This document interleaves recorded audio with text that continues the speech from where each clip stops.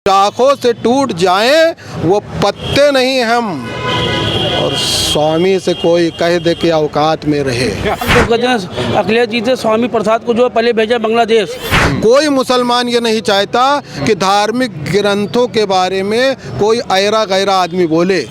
बहुत चौपाइयाँ भी हम बताना नहीं चाहते हैं। यहाँ लोग सोचेंगे यार ये मुसलमान हो के इतना ज्ञान क्यों लगता है। विपक्ष ने हमेशा जो है लोगों को जो है बच्चों को बम और गोली थमाया, जब से मोदी जी आए हाथ में जो है पेन और कंप्यूटर थमाया। नमस्कार दर्शकों, पूर्वांचल लाइव में आपका बहुत स्वागत है। इस समय हम प्रयागराज में मौजूद हैं और देखिए एक इंटर कॉलेज के बाहर खड़े हैं, मजादिया इस्लामिया इंटर कॉलेज, और ये अटाला चौराहा है। आपको आपके जानकारी के लिए बता दूं कि ये वही चौराहा है, ये वही जगह है जहां कुछ दिन पहले पत्थरबाजी हुई थी। उसके बाद योगी सरकार ने एक्शन लेने के बाद यहाँ पे बुलडोजर की कार्रवाई भी हुई थी, और उसी जगह पे आज हम जानेंगे कि 2024 का जो चुनाव नज़दीक आ रहा है उस पर यहाँ के मुस्लिम समाज के लोग क्या कह रहे हैं। क्या नाम है? मुजतबा हसन।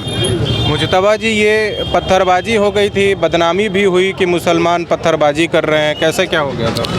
ये मैं यहीं अटाले का रहने वाला हूँ, यहीं पैदा हुआ, यहीं बड़ा हुआ, और बड़ा अफसोस के साथ ये कहना पड़ रहा है पत्थरबाजी हुई ज़रूर, लेकिन उसमें कोई अटाले का नहीं था। सारे निर्दोष अटाले के लोगों को फंसाया गया, और ये दूसरे लोगों का काम है जिन्होंने हमारे बच्चों को बर्बाद करने के लिए आए और ईटा पत्थरबाजी करके अटाले को बदनाम करके चले गए।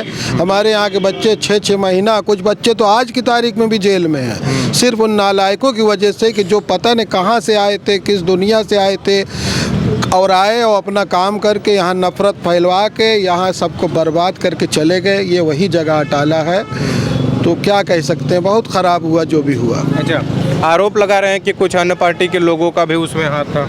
हाँ, दूसरी ही पार्टियों ने, ये कहाँ से आ गया? 10 जून को मुसलमानों से ये कहा गया कि जुमे में कि बंद करो, तो ये कहाँ से आ गया? किसने किया? किसी मुसलमान मौलाना साहब ने किया, मुफ्ती साहब ने किया, आलिम साहब, किसी ने तो नहीं कहा था।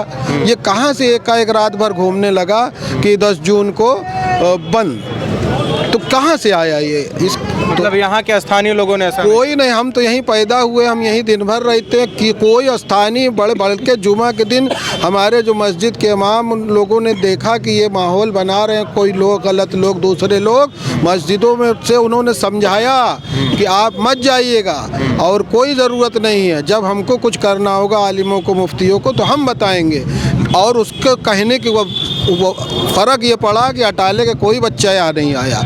अगर देखिए आप वीडियो में तो कोई अटाले का बच्चा नहीं था। लेकिन उसके बाद तो समाजवादी पार्टी के नेता अखिलेश यादव हमदर्दी जताए कि मैं मुसलमानों के साथ हूँ, योगी सरकार मुसलमानों पर कार्रवाई कर रही है। उनकी हमदर्दी सिर्फ लफ्ज़ों में है, खाली ज़बान से कहने से कुछ नहीं होता, ज़मीन पे भी तो दिखना चाहिए आपने कितनी हमदर्दी किया, तो दिखना चाहिए हमदर्दी। कहने से क्या होता है, कभी कदार वो गलती से नाम ले लेते हैं मुसलमानों का, अब तो उनको मुसलमान नाम लेने से भी परहेज होने लगा है। क्यों परहेज होने लगा है? कब से लगता है ना कि वोट बैंक ना खसक जाए, उनको भी अब डर लगता है वोट बैंक कि ऐसा ना हो कि दूसरे समुदाय का वोट कट जाए हमारा। अब कहाँ नाम लेते हैं? ये वर्तमान में अब अगर हम आ जाएं रामचरितमानस विवाद पर, तो आप देखिए कहाँ वो बोलते हैं, जबकि वो एक बहुत बड़ी पार्टी के मुखिया हैं, राष्ट्रीय अध्यक्ष भी हैं। उनको तत्काल ऐसे लोगों को पार्टी से बाहर निकालना चाहिए, लेकिन नहीं निकाला, उसको राष्ट्रीय महासचिव बना। मुसलमान भी विरोध कर रहे हैं स्वामी प्रसाद मौर्य। बिल्कुल, हम जैसे मुसलमान, जो राष्ट्रीय मुसलमान और अधिकतर मुसलमान,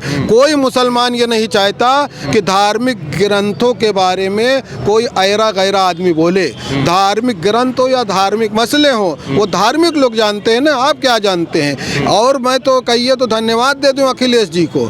अखिलेश जी को मैं धन्यवाद ये देना चाहता हूँ कि स्वामी प्रसाद मौर्य आपके साथ जब से आए हैं तो 69 साल की उम्र में उनको ये दिव्य ज्ञान प्राप्त हो गया, एकाएक प्राप्त हो गया। सन 80 से ये राजनीति कर रहे हैं, 91 में विधायक बने, विधायक बनने के बाद ये ज्ञान नहीं मिला इनको। भारतीय जनता पार्टी से बने, मंत्री बने, बहुजन समाज में भी नहीं, नेता प्रतिपक्ष भी थे, ये कभी इनको ज्ञान नहीं आया। हाँ, जैसे ही अखिलेश जी के साथ आ गए, इनको ये ज्ञान आ गया कि स्वामी गोस्वामी तुलसीदास जी ने कहीं पे कुछ गलत लिखा है। तो आज क्यों याद आया आपकी बेटी? अच्छा, याद ही आया, आपको कुछ उद्धार करना, वाकई करना है तो आपकी बेटी बीजेपी में है ना, सांसद है ना, संविधान के अनुसार उठवाइए। बात करिए ना, सिर्फ नफरत फैलाने के लिए, सिर्फ नफरत फैले, समाज में विद्वेष फैले, बटे upper caste, lower caste, Hindu, मुसलमान, यही राजनीति कुछ राजनीतिक समझदारों का ये मानना है कि अखिलेश यादव इस मुद्दे पे इसीलिए खामोश हैं ताकि उनको जो अभी विगत चुनाव है उसमें मुसलमानों का वोट नहीं मिला, इस पे खामोश रहेंगे तो मुसलमान 2024 में उन्हें वोट करेगा। आप लोगों का क्या मानना है? नहीं, ऐसा कुछ नहीं होगा। मुसलमान इस तरह की बातों से बहुत दूर रहता है, क्योंकि धार्मिक, मैंने कहा ना कि धार्मिक बातों को धार्मिक लोगों को देखना चाहिए। उनको कोई है तो धार्मिक लोगों को बैठ जाए बात करें, लेकिन इस तरह की बात समाज में करने का मुस्लिम समाज कभी उनके पास नहीं आएगा, न वोट करेगा। उनकी हैसियत सब देख रहे हैं लोग। और मैं क्या बताऊं, मैं तो उनसे यही कहूँगा कि फूलों की दुकान खोलो, खुशबू का व्यापार करो, मोहब्बत अगर सजा है तो एक बार नहीं 100 बार करो, समझे? ये मोहब्बतें फैलाई है। तो आपको ऐसा नहीं लगता कि जैसे स्वामी प्रसाद मौर्य कह रहे हैं कि बैन लगा देना चाहिए, रामचरितमानस पे बैन लगा देना चाहिए? इसके लिए तो एक शेर का ये कह दूँ, अपील भी वही, अपील भी तुम, गवाह भी तुम। हाँ, अपील भी तुम, गवाह भी तुम, और वकील भी तुम, अदालत भी तुम। जिसे भी चाहो हराम कर दो और जिसे भी चाहो हलाल लिख दो। तो ये स्वामी प्रसाद हैं क्या? ये हैं क्या कहने वाले? धार्मिक ग्रंथ के मामले में ये क्या है? ये इनको कितनी समझ है? इलाहाबाद यूनिवर्सिटी से इन्होंने पढ़ा है, LLB किया है, तो इनको धार्मिक ये सब बातें उठाने के लिए इतने दिन बाद कैसे अखिलेश जी के सानिध्य में आने से कैसे याद आ गई? मेरा थोड़ा सा यही है। पहले भी ये बातें उठा सकते थे, तमाम पार्टियों में रहे हैं, तमाम पार्टियों में और अच्छे अच्छे पद पे रहे हैं। नहीं, आपका क्या मानना है कि मतलब कुछ ऐसा गलत लिखा हुआ है? देखिए, अब जो महापुरुष कोई किताब लिखता है तो उसका एक परिपेक्ष होता है, किस परिपेक्ष में उन्होंने लिखा है। अब मैं देखिए भारतीय संविधान की बात करूं, सबको जीने का पूरा हक है कि नहीं है? खुले में घूमना हक है कि नहीं? लेकिन क्या एक अपराधी को भी खुले में जीने का हक है क्या? उसको तो जेल में हक है ना। तो हो सकता है जब तुलसीदास जी ने ये लिखा इस तरह का बातें, तो उन महिलाओं के बारे में लिखा है कि जो करप्ट हैं। अगर कोई महिला, हमारी बीवी अगर करप्ट होगी तो क्या उसको हम माला पहनाएंगे, सम्मान देंगे, क्या करेंगे? तो भाई उताड़न का कुछ अर्थ और ले लेते हैं, वो सज़ा है एक तरह की।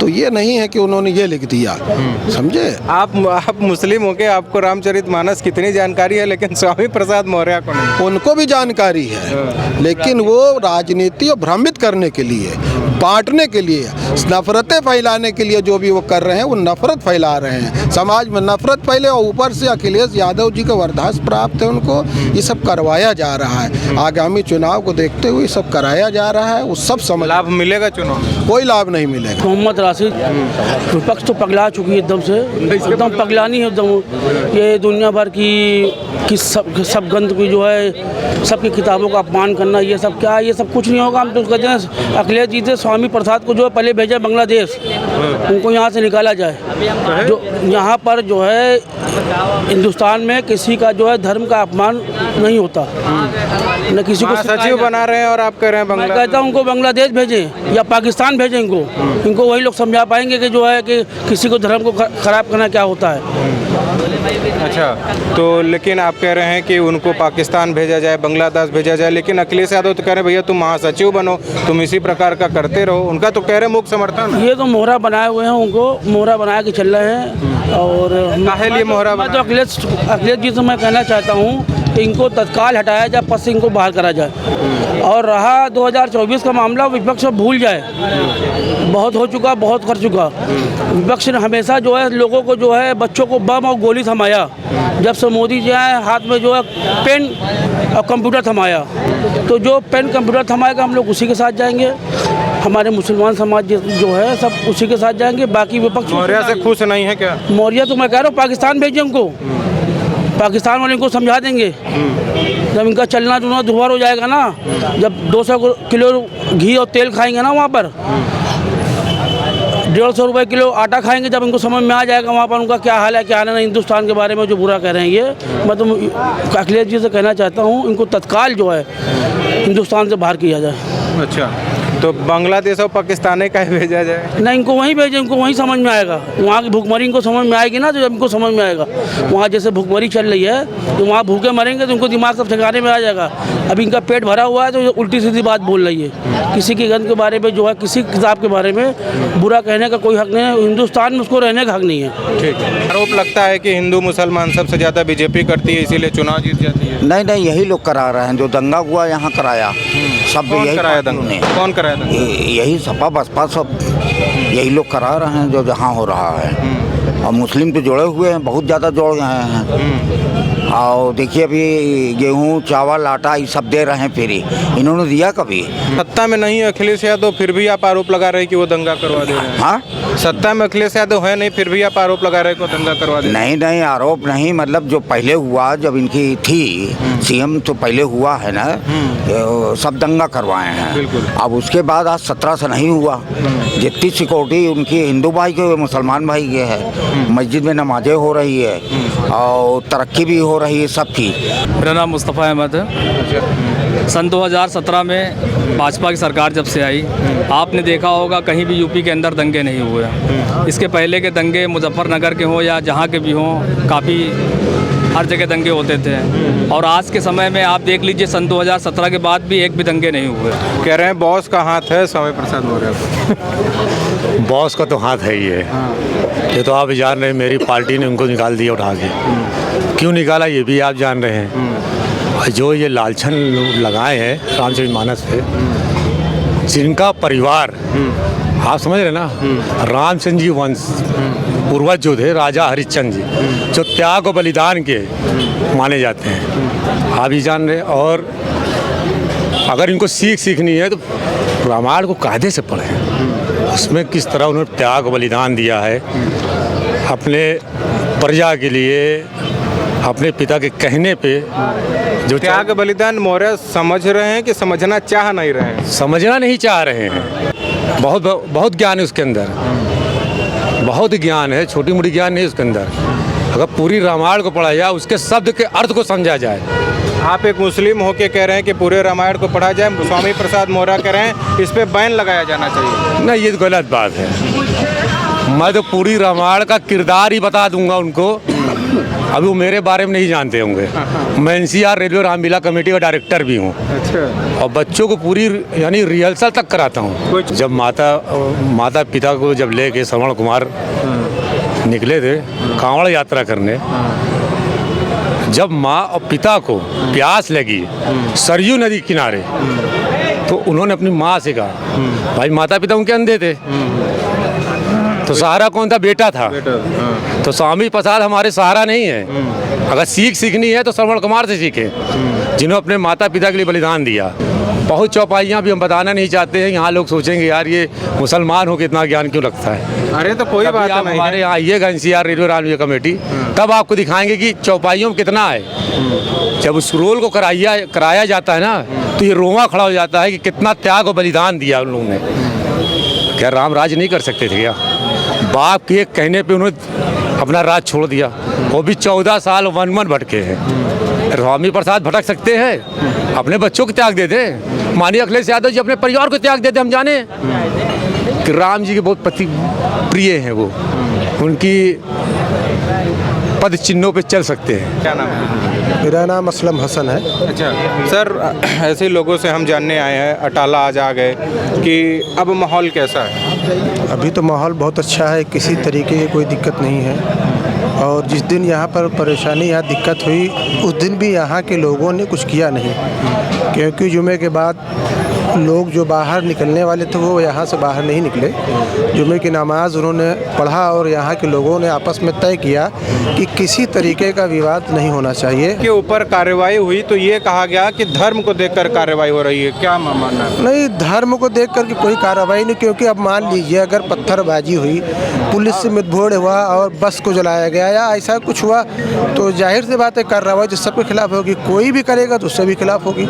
इसमें कुछ कहने की बात तो है नहीं, क्योंकि अगर आप इस तरह से काम करते हैं लोगों के साथ में, पुलिस के साथ में। लेकिन विपक्ष का तो ये आरोप था कि धार्मिक एजेंडे को टारगेट करके कार्रवाई की जा रही है। ऐसा कुछ नहीं है। विपक्ष के पास बचा ही क्या है, बोलने के लिए।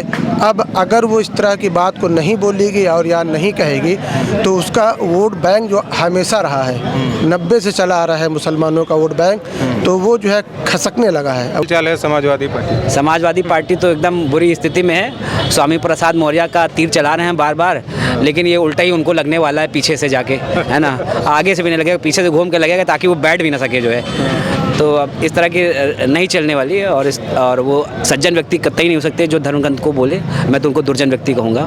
ठीक है। सारी बातें समझना पड़ेगा और उनके लिए बस एक पैगाम जो हम देना चाहेंगे कि मज़हब नहीं सिखाता आपस में बैर रखना। हिंदी है हम, वतन है हिंदुस्तान हमारा। क्या है हम? हिंदी हैं हम, हिंदुस्तानी हैं, ये हिंदुस्तान हमारा है। मज़हब नफ़रत करना नहीं सिखाता और शाखों से टूट जाएं, यानी ये पेड़ है ना, हम हिंदुस्तानी हिंदू मुसलमान सब मिलके शाखों से टूट जाएं, वो पत्ते नहीं हैं हम। ये पत्ते शाख से टूट जाते हैं ना, शाखों से टूट जाएं, वो पत्ते नहीं हम। और स्वामी से कोई कह दे कि औकात में रहे।